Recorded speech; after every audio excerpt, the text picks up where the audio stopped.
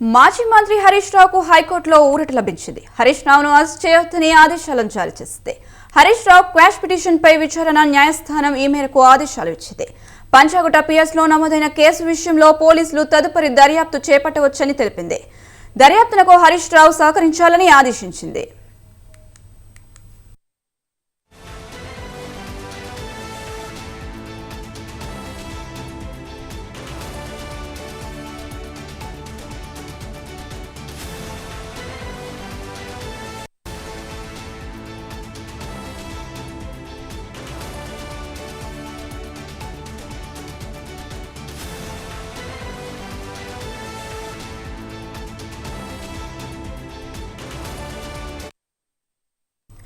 మాజీ మంత్రి హరీష్ రావుకు హైకోర్టులో ఊరట లభించింది.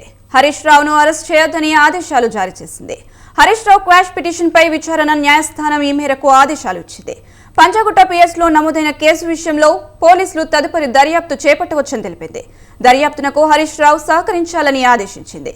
ఇదే అంశానికి సంబంధించి మరింత సమాచారం మా కరెస్పాండెంట్ పవన్ ఫోన్లో అందిస్తారు. పవన్, మాజీ మంత్రి హరీష్ రావుకు హైకోర్టులో ఊరట కూడా లభించింది. ముఖ్యంగా చూస్తే హరీష్ రావు సంబంధించిన నేపథ్యంలో పంజాగుట్ట పోలీస్ స్టేషన్ కేసు నేపథ్యంలో హైకోర్టులో క్వాష్ పిటిషన్ కూడా దాఖలు చేశారు. అయితే హరీష్ రావును అరెస్ట్ చేయొద్దంటూ కూడా హైకోర్టు ఆదేశాలు కూడా జారీ చేసింది. మొత్తానికి చూస్తే పోలీసుల తదుపరి విచారణ చేపట్టవచ్చు అని చెప్పి కూడా హైకోర్టు కూడా సూచించింది. దర్యాప్తుకు హరీష్ రావు సహకరించాలి. హరీష్ రావుపై ఫిర్యాదు చేసిన చక్రధర్ గౌడ్ కూడా నోటీసులు జారీ చేసింది.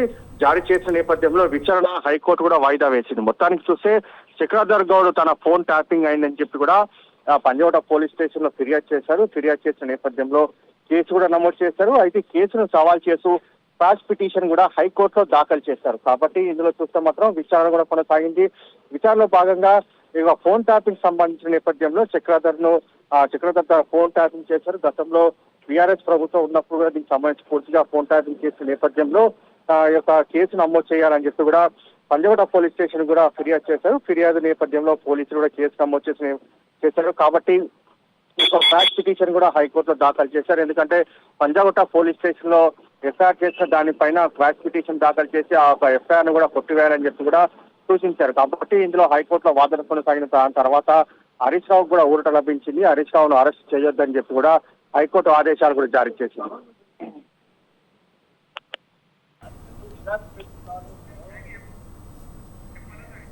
Right Pawan, thank you.